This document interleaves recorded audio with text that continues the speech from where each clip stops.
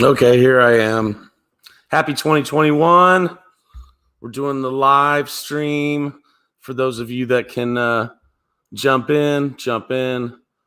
I'll try to get to comments. And I'm going to basically not go through all the process and everything and bore you guys in this video. But if Chalk is willing from the Undroppables, and I'm sure he will be, I'll have an article out tomorrow with my pool. So week 17. Hopefully you guys won your leagues. But week 17 is interesting for DFS. Just spread out ownership. There's 15 games. So there's only missing one game from the slate. So really anything can happen. And this is when the sleeper guys should excel, right? You know, what are the picks for the sleeper guys? I mean, the reality is it's just a dart throw within a dart throw, because we just don't know who's going to get all the playing time. There's some guys that I want to fade just to differentiate, because there's so few guys to pay up for in this slate that everybody's going to have Derrick Henry and Devontae Adams, and fading them is the way to win these big tournaments. That's what I want to do. I'm going to do a player pool tomorrow, and I'm going to probably do 20 lineups. So I usually do like 3 or 4 or 5, but this week I'm going to do like 20 lineups. Just get all the sleepers in there, plug it into one of those lineup generator deals, which I never do. I'm always organic, you know, old school handwritten lineups. Surprise. Oldie Paulie likes doing the shit old way. But I'm going to move into this millennium and do a lineup builder. What the hell? I think this is the week to do it. So thanks for joining in. Hot Sauce Bo is in. And so let's have some fun. Like I said, I'm just going to go through the games and talk about who I like. I'm not going to bore you guys with all the matchups and everything. We'll get into that in an article, or at the very least, I'll do a thread on this post. So I dropped that I had a secret cheat code this week, and it's a dart throw just like everything else. But if it pays out, it will be a very, very profitable deal. That's what we're looking for, obviously. Is some profit. But for me, I'm not looking for a minimum cash little profit. You know, I mean, I'm shoot for the fences. I won't bore you with the story of was one George Kittle catch away from winning the millionaire in 2018.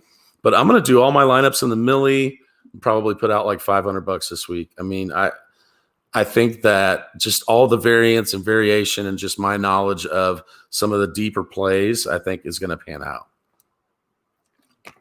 So, once again, thanks for joining. Jimmy Page is on here too. Thank you, sir. What's up, Jimmy? So I won't make you wait till the end for my cheat code either. I have a few cheat codes this week, I think. I'm going to start right off with a game that I like this week that I think will be low owned. Raiders-Broncos. The narrative this week is who's playing for something. But what we need to realize is these are all division games, and these guys want to beat each other. So there's some older guys and injury-prone guys that we probably want to fade due to them, you know, maybe getting pulled and not playing a full game, and that's really what we're trying to go for. The big quarterback play like Lamar Jackson, if he gets pulled, he's already there for you. So he's already gotten his points, so that we're not as worried about. But I think that the Raiders-Broncos game could be a low-key shootout. Two not very good secondaries. Judy has been getting the volume, and Fant has been getting the volume. Those guys are taking like 80% of the snaps. I think a nice differentiation this week would be doing the tight end stack with Waller and Fant. That stack has proven to win the millie a couple times this year. So it's not really been the year of having the 3 running backs. It's been the year of the stack, the skinny stack, and a couple times the tight end differentiation. So the other good play that I like is Melvin Gordon with Lindsey out. If you look at the Raiders, they've been getting gashed via the run. The Broncos are at home, and he's gonna get the work. He'll get 15 plus touches. So I don't think people will play him. It's a good way to have a solid like core. So I don't think people will play him. The Raiders, I mean, Aguilar obviously is the ceiling play there, and I don't mind playing him at all, or Waller, either one of those guys, Judy or Fant or Melvin Gordon. I like those guys in that lineup. The Niners Seahawks game, I can't figure out. I'm not going to spend much time on it, or any time at all. I don't like any of those plays. So for the Chargers Chiefs, we have the Chiefs resting Mahomes, and Hill's out, Watkins is out, so you've got Chad Henne. If you believe in the practice squad theory, you could put my boy Byron Pringle out there. Cameron Hayward is out this week, by the way. So, I'm not too excited about this game. The Chiefs don't have anything to play for, but Demarcus Robinson and Byron Pringle, I would think, would get the most snaps. And on the other side of the ball, this is a situation where guys might get pulled. If Keenan Allen was ready to go, he's been older and been banged up. They could pull him. They could pull Mike Williams easily too. So the play would be either Guyton or Tyron Johnson, two guys that I love in Dynasty, by the way. So in that game, the really good play, I think, that people aren't going to play is Darrell Williams. So you've got Clyde Edwards-Helaire out. You've got Bell that they're going to want to save Bell in case Edwards-Helaire isn't ready for the playoffs. They're hoping that Edwards-Helaire is ready for the playoffs, but their leverage against that for injury is going to be to protect Bell too. And we saw that last week with Williams getting, I think, like 17 touches or something like that. So I think he's 4,800, and I think that would be a really, really, really fun play. It's a late game, so put him in your flex so you can flex somebody else out if something changes. With all these, check your inactives tomorrow, because there's going to be random inactives that we're not ready for. And we're going to be like, oh, wow, yeah, Darnell Mooney's not playing, or Gabriel Davis isn't playing, out of the blue. So check that. So the one reason why I'm doing this without the analysis tonight is I never do anything on Saturday night. It's always Sunday morning, and it's always late. And the team at Undroppables has been urging me to get something out on Saturday. So that's why this is more of a loose format. I've just looked at everything and decided what I like, and haven't really formulated the thread yet. Darrell Williams, it's ugly. This week could get really ugly, guys, but this is an ugly sleepers kind of week. I think he's going to get the volume. Packers Bears, Rodgers is obviously playing for something. The Bears really are not. So there's no reason for them to rest Montgomery. He's been balling. He's healthy. Kmet is out, so it might be really ugly. But if you want to stack the Packers and not put Tanyan in there and play Adams, you can play Jimmy Graham. I know that's ugly, but it's not something that I was going to fall in love with. Maybe 10% ownership, but I think a really good play is Tanyan this week, and I like to just sprinkle him in lineups that aren't stacks necessarily, because the Bears are horrible against the tight end. Tanyan's 5K. He's good leverage against Adams if he doesn't have his ceiling game. He did not have his ceiling game against the Bears last time. Fuller and company, I think he had 18 points, but for his price tag, he's a bust at 18 points. Saints Panthers. This is going to be very interesting. So there's no backfield for the Panthers. Their starting running back is Ty Johnson, and they're going against the Panthers. And the play I like on the Panthers, because Mike Davis is out too. So it's probably going to be Rodney Davis or that other guy. I don't know, Roger Moore, going against the Saints. Not in love with that. Saints secondary, Marshawn Lattimore obviously is good. I'm going to stay away from the top end of the field and stick close to the line of scrimmage, and that's Curtis Samuel. He got 20 points against them last time, and he rushed for 7 attempts last week. So without their top 2 running backs, he's been getting 2, 3, 4 carries a week. I see his floor is probably 4. I think they're going to use him more in that aspect, and he's like 5,200. So the Saints, you could play Taysom Hill. You really could. He's probably going to get a lot of the goal line work and a lot more work tomorrow. So people won't play him, and he's actually got a pretty good upside being maybe the top running back in the game. So a fun stack there would be to do Taysom Hill and run him back with Curtis Samuel, and then just be done with it. Just leave it there. But I like that one. I'm going to do that one. Rams Cardinals. Okay, we're going to get right to my my cheat code. This is a ballsy play, guys. But both these teams are playing for something. Jared Goff is out. Their backup, John Walford, has rushing upside. And he acts as the scouting team quarterback for, when they're, practicing to play Kyler Murray and Russell Wilson. At Wake Forest, he rushed the ball for 130, 110, 140 times his senior year. He was second on the team in rushing his senior year.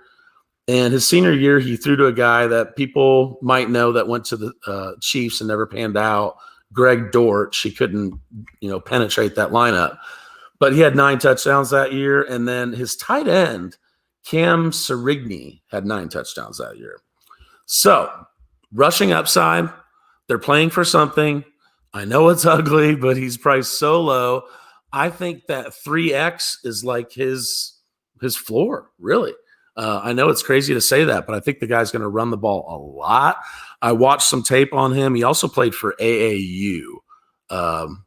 So he played for the AAU. I know this isn't exciting, but on the chance that lightning in the bottle catches and they're not ready for this guy, and he rushes for 70 or 80 yards and a touchdown, throws for another one, he's going to make your value. So, again, this is an ugly week. I see no reason why not to do the ugliest of plays, but also in a game that matters. You can play him naked, or you can stack him with Josh Reynolds, who got like 10 targets last week. Robert Woods obviously is always in play. And then if you want to go with the practice squad narrative in that game, Van Jefferson, who I'm very fond of, and the Rams did something weird and drafted for a slot guy when they already had a slot guy. So that's worked out. Not too good for Van, but I believe in him, and I think he'll get out there and get some snaps. Bring it back with Kenyon Drake. Loving the Drake. Chase Edmonds got hurt again last week. He came in, I think, for like 12 snaps and hurt his hip or something. So it's going to be the Drake show. And that's all I have to say about that. On the other side, Christian Kirk is out and Fitzgerald is out. Is the Titans-Texans. That's got the highest implied total. Titans passing game is obviously on point, when they don't need Derrick Henry to crush, but I think the team is very adamant about getting Henry to as close to 2K as they can. In the media, they've been saying that, but they could easily bench him. So I know it's stupid. People are saying like, oh, Paulie's saying fade Derrick Henry. I'm not. I'm going to do 20 lineups and he'll be in, probably 5 of them. But I think the differentiation off of, playing off the chalk plays is going to be where it's at this week. With Duke Johnson out, David Johnson, like nobody will play him, but he either gets it done on the ground or through the air. I mean, 2 weeks ago, he had 10 targets and blew up. And last week he blew up on the ground. He's their only game in town. Titans cannot stop the run. So this game is good for both running backs. I'm not saying Derrick Henry's a bad play. I'm just saying that on the chance that he misses, that'll be the week that, fading him will be the big winning lineup. Another differentiation is going Corey Davis.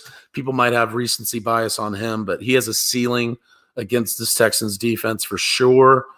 Cook is somebody that could get benched, so I'm not as big. Cooks with his injury history, so the play I think is definitely Kiki on the Texans side, and you can obviously always play Deshaun Watson. His price per dollar value this year has been off the charts.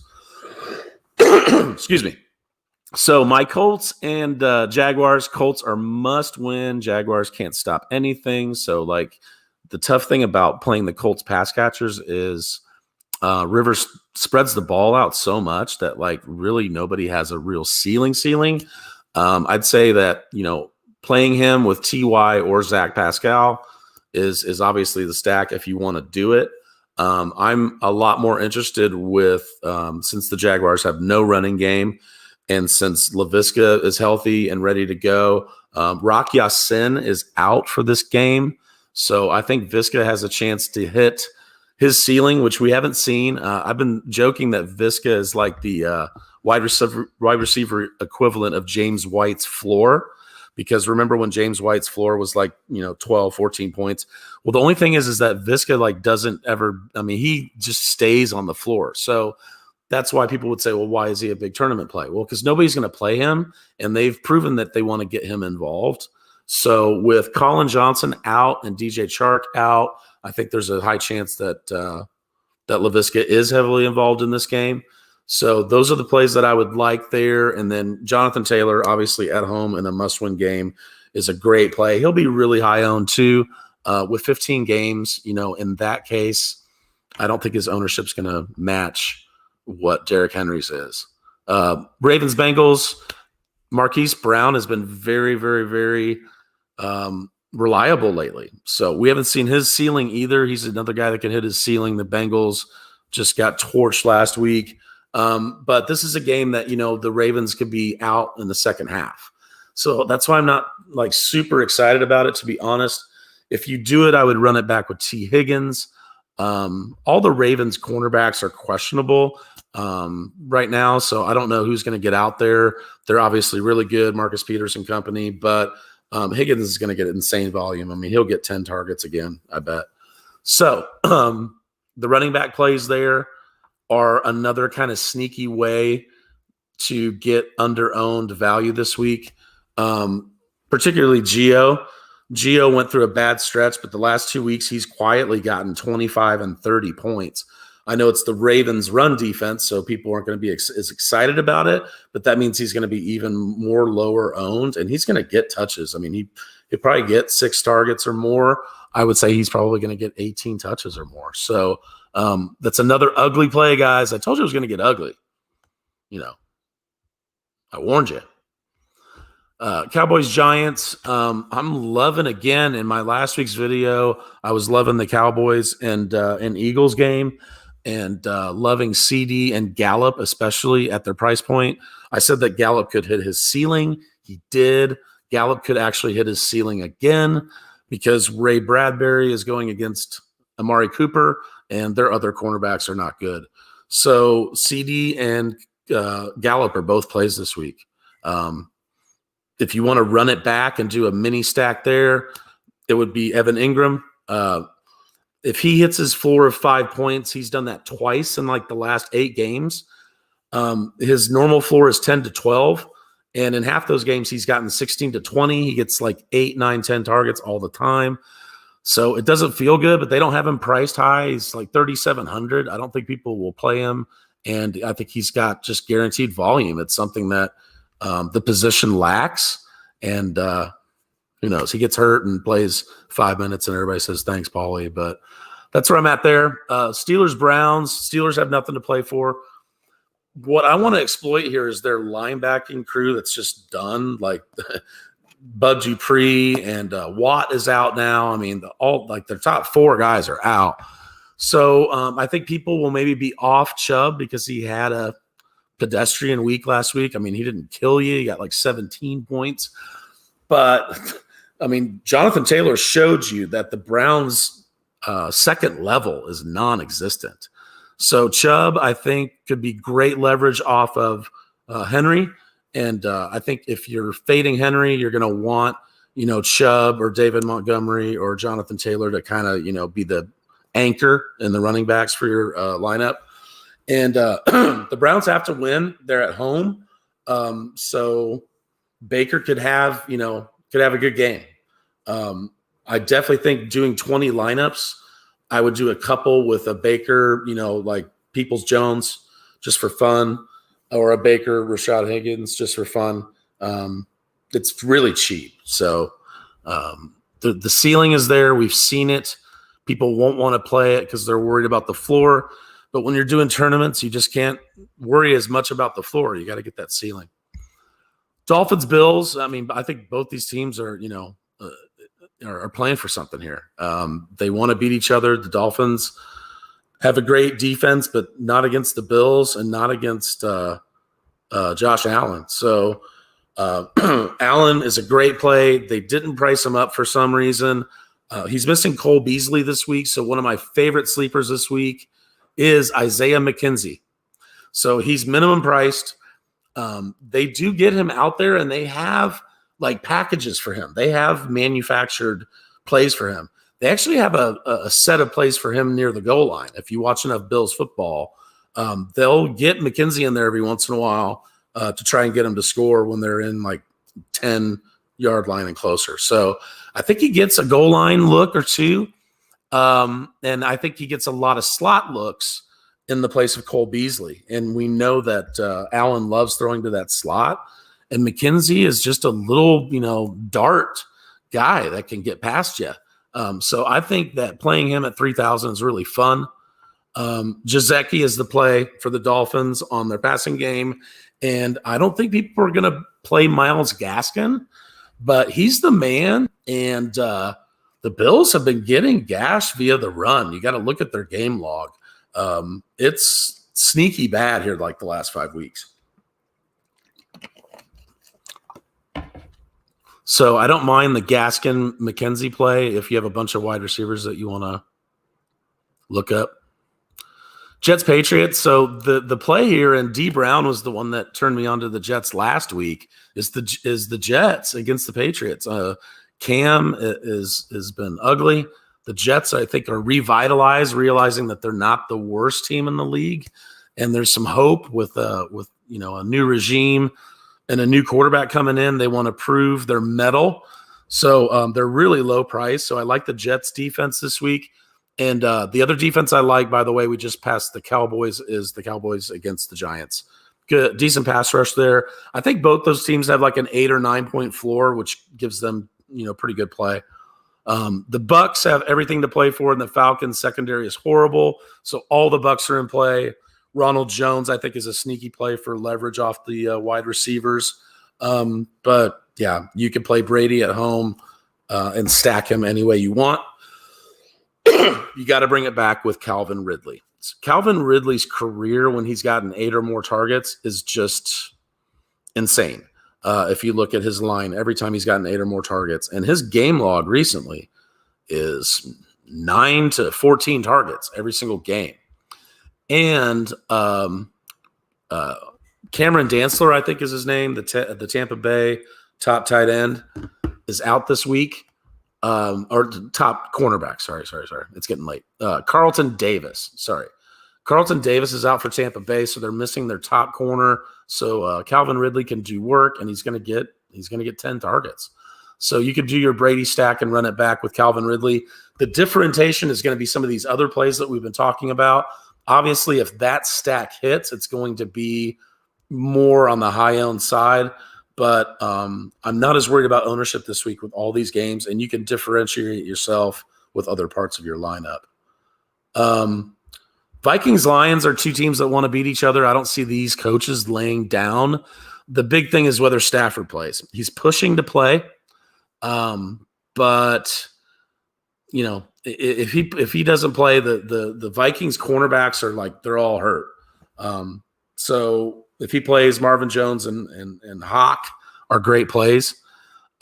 Justin Jefferson is going for the rookie record. He needs like 39 yards to beat Randy Moss. I think the team's going to want that for him, and I think they're just going to let him go. The Lions' defense is horrible. So Jefferson is a great play for like a record-breaking day. Could be very, very fun too. There's something else that I missed, and it's Cam Akers. They're saying that he might play.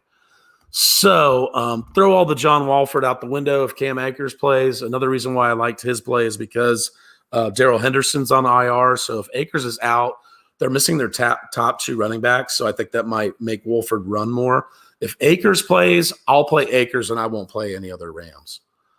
Surprisingly, I think we got through all those games that quickly. Or maybe it wasn't fast, but it seemed fast to me because, as y'all know, I do like to talk. LFC for life. That's my buddy from across the pond. He's in there. He says Stafford should start. All right, well, if Stafford plays, I don't mind doing a Cousins Jefferson stack. And Dalvin Cook's out. So, I mean, you could run it back with Madison, or you can put Madison in there too, and you can run it back with Marvin Jones and TJ Hawkinson. So thanks for jumping in there. Vivek, thanks for coming in, buddy. Saw at one point there was like 25 people watching. That's not too bad for getting started like 2 hours later than I said I was going to. Anyway, happy 2021 once again.